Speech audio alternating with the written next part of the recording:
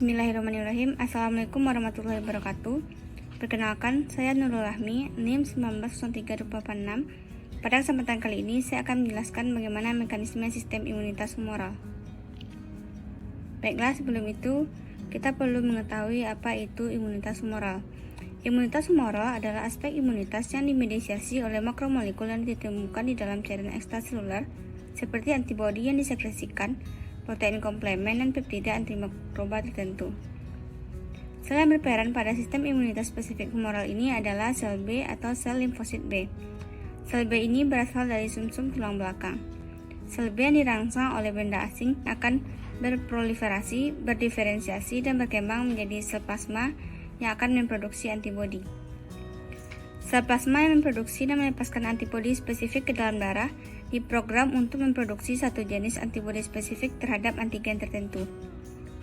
Spesifik berarti antigen A hanya dapat bereaksi dengan antibodi A, tidak dengan antibodi B. Imunitas humoral melibatkan antibodi sehingga sering disebut sebagai imunitas yang diperantarai antibodi. Antibodi ditemukan dalam humor atau cairan tubuh, misalnya dalam darah dan cairan limfa, yang berfungsi mengikat bakteri dan racun bakteri serta menandai virus untuk dihancurkan lebih lanjut oleh sel darah putih. Adapun mekanisme dari sistem imunitas humoral ini adalah diawali dengan adanya benda asing berupa bakteri ataupun virus masuk ke dalam tubuh beserta dengan antigennya.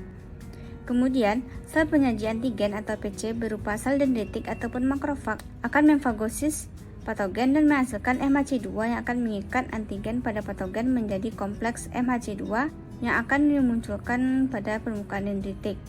Nah, setelah menangkap antigen, lalu akan menuju nodus limfa dan bertemu dengan sel T helper. Kemudian, reseptor sel T akan berikatan dengan kompleks MHC2 dan memicu sel dendritik untuk menghasilkan interleukin 1. Fungsinya adalah untuk mengaktifkan sel T helper ini.